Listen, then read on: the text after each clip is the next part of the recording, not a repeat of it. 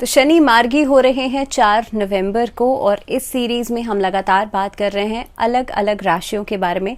आप सबके ऊपर इसका क्या कुछ इम्पैक्ट, क्या कुछ असर पड़ेगा।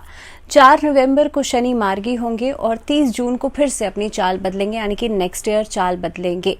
लेकिन इस समय के बीच में, ये जो टाइम पीरियड रहेगा, इस समय के बीच में क्या कुछ असर आप सबके ऊपर पड़ेगा, एक एक करके हम सभी राशियों के ऊपर बात कर रहे हैं। और अब इस वीडियो में बात होगी मिथुन राशि यानी कि जेमिनाइज के लिए ये समय क्या कुछ लेकर के आ रहा है। तो सबसे पहली चीज़ तो देखिए, शनि जो है एक्वेरियस यानी कि अपनी खुद की राशि में मार्गी होने जा रहे हैं। जब भी कोई प्लैनेट रेट्रोग्रेड होता है या मार्गी होता है तो उसमें एक बदलाव दिखाई देता है। दैट मीन्स आप देखेंगे जब भी कोई परिस्थिति चल रही है आपके जीवन में, तो जब भी कोई प्लैनेट अपनी चाल बदलता है तो उसका असर भी बदल जाता है। अब शनि जो है वो एक स्लो मूविंग प्लैनेट है, आपको उसके रिजल्ट्स जो हैं वो बहुत धीमी गति में मिलते हैं। सिमिलरली जब रेट्रोग्रेड अवस्था में होते हैं तो थोड़े से रिजल्ट्स फास्ट हो जाते हैं, लेकिन यहाँ पर जब मार्गी हो जाएंगे तो अपनी सीधी चाल चलेंगे और डायरेक्ट होने के बाद आपके रिजल्ट्स में भी थोड़ी सी धीमी चाल आएगी। अब इसका क्या कुछ असर पड़ेगा मिथुन राशि वाले लोगों के ऊपर, इसके बारे में सबसे पहले बात कर लेते हैं। तो देखिए, जेमिनाइज के लिए अभी बहुत रिसेंटली राहु केतु भी ट्रांजिट किया है। राहु केतु भी 30 जून को ट्रांजिट कर रहे हैं और उसके बाद अब 4 नवंबर को शनिदेव जो है वो मार्गी हो रहे हैं।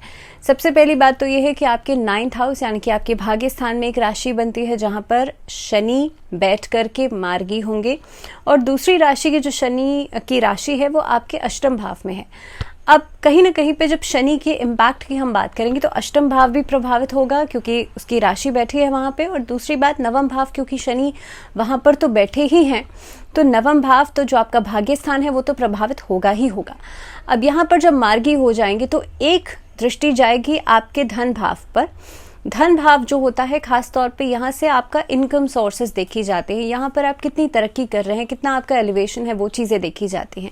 तो सबसे पहली बात तो ये है कि जब भाग्य स्थान में, जब लग्न में हम देखते हैं तो लग्न में देखिए भाग्य स्थान में बैठा हुआ कोई भी प्लैनेट बहुत खराब रिजल्ट्स नहीं देता है, क्योंकि वो आपके भाग्य को प्रमोट करता है, उसमें बढ़ोतरी करता है। तो डेफिनेटली जिनके कुंडली के अंदर, जिनके लग्न कुंडली के अंदर नवम भाव में शनि बैठे हैं और उनकी महादशा शनि की चल रही है, तो वो डेफिनेटली गोचर इनके लिए अच्छा रहेगा, लेकिन कहीं ना कहीं पे स्लो मूवमेंट्स लेकर के आएगा। रिजल्ट्स मिलेंगे लेकिन स्लो मिलेंगे।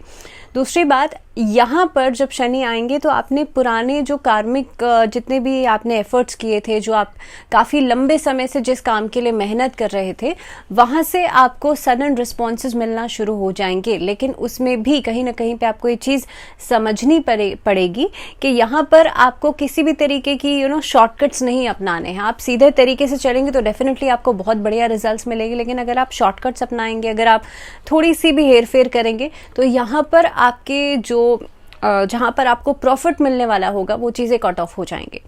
सेकेंडली, अगर आप नौकरी करना चाह रहे हैं या मान लीजिए नई नौकरी तलाश कर रहे हैं, तो इस अवधि के अंदर हो सकता है कि आप इंटरव्यूज़ दें, लेकिन जो वापस कॉल है आपको या जो रिस्पॉन्सेज है वहाँ से, वो थोड़ा सा स्लो मूवमेंट हो जाएंगे, चीज़ें डिले हो जाएंगी।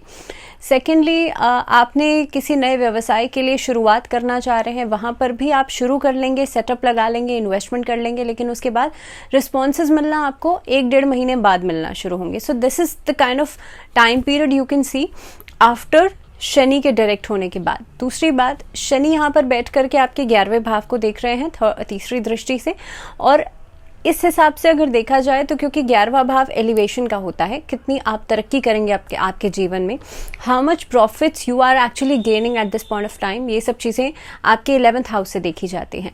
तो यहाँ पर बैठ करके खास तौर पे आप देखेंगे जो भी आपको प्रमोशंस हैं, आपको कहीं से प्रॉफिट्स होने हैं, कहीं से लाभ होना है, कोई डील फाइनलाइज की है, वहाँ से कुछ पैसा आना है, वो सभी चीज़ें उसमें डिले होंगे, उसमें ऑब्स्टैकल्स भी आ सकते हैं।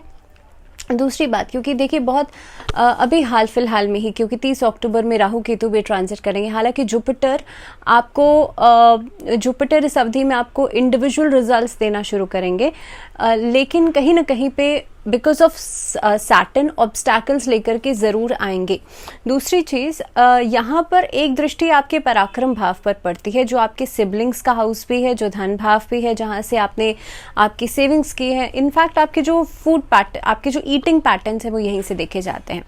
अब सबसे इम्पॉर्टेंट बात यह है कि सैटर्न जब नवम भाव में है, और गोचर में नवम भाव में सैटर्न क्योंकि दृष्टि के अनुसार भी हम देख रहे हैं, तो उसके हिसाब से एक बहुत ना तो बहुत अच्छे और ना ही बहुत खराब ऐसे रिजल्ट्स आपको देते हैं।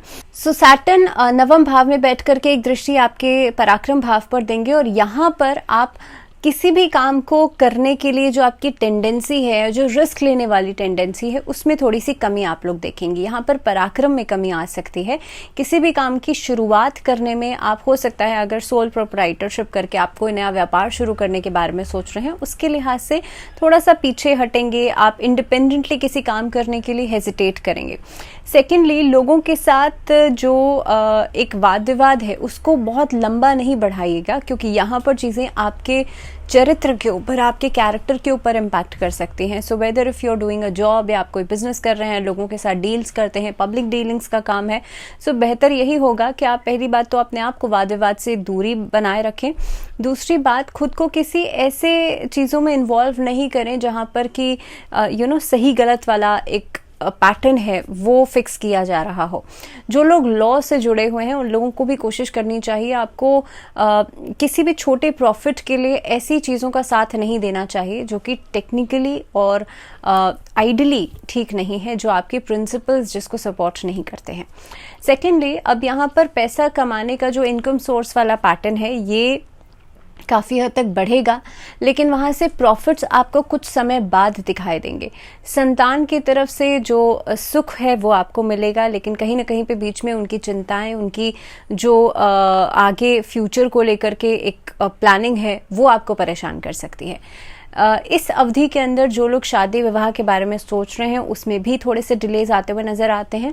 इस अवधि के अंदर अगर आप अपने मदर फादर से बात करना चाहते हैं फॉर मैरिज, बहुत सोच समझ करके बात कीजिएगा, सही शब्दों का चयन कीजिएगा, क्योंकि सही समय और सही शब्द दोनों ही बहुत ज़्यादा मैटर करेंगे। सो बेहतर यही होगा आप दिसंबर ऑनवर्ड्स बात करेंगे, नेक्स्ट ईयर के आसपास बात करेंगे तो बेहतर रहेगा। This is not the time for this.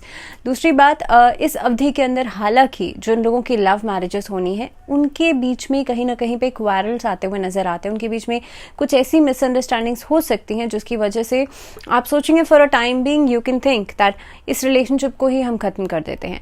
तो इस तरह की परिस्थितियां जो है वो बन सकती हैं, लेकिन जैसे मैंने कहा कि फॉर अ टाइम बीइंग ये चीज़ें बहुत मोमेंटरी रहेंगी, तो आपको एक हीटअप डिसीजंस नहीं लेने हैं इस अवधि के अंदर। जितना सोच समझकर, जितना शांत फैसले लेंगे उतना आपके लिए बेहतर रहेगा।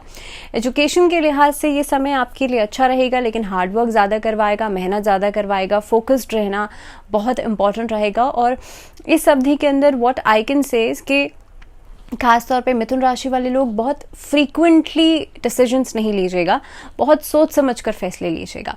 सो इन ऑल अगर हम देखें तो मिथुन राशि वाले लोगों के लिए हर एक तरह से, हर एक एस्पेक्ट से आपको कहीं ना कहीं पे सावधानी बरतनी है। दूसरी बात, आपको अपने पैरामीटर्स खुद सेट करने हैं। इफ़ योर आप किसी कंपटीशन में हिस्सा ले रहे हैं तो वहाँ पर कोशिश कीजिएगा आप अपने पैरामीटर्स खुद सेट करें कि आपको कितनी मेहनत करनी है, कितना आपका कैलिबर, कितनी आपकी कार्यक्षमता है, उसके अनुसार ही आप लोग कार्य कीजिएगा। सो कहीं ना कहीं पे देखिए मिथुन राशि वाले लोगों के लिए मेहनत भी है, लेकिन जो रिजल्ट्स हैं वो भी आपको बहुत पॉजिटिव मिलेंगे। शनि का मार्गी होना मिथुन राशि वाले लोगों के लिए अच्छा रहेगा, बहुत बेहतर परिणाम लेकर के आएगा, लेकिन सिर्फ किस दिशा में और किस तरह से आपको मेहनत करनी है यही आपको सोचने समझने की ज़रूरत है। सो अगली वीडियो में बात हम करेंगे कर्क राशि वाले लोगों के बारे में, कैसा रहेगा आपके लिए समय और क्या कुछ परिस्थितियां रहेंगी शनि के मार्गी होने से। लेकिन तब तक के लिए मुझे दीजिए इजाज़त, अपना ध्यान रखिए ढेर सारा और जुड़े रहिए चैनल के साथ। Till then, good bye.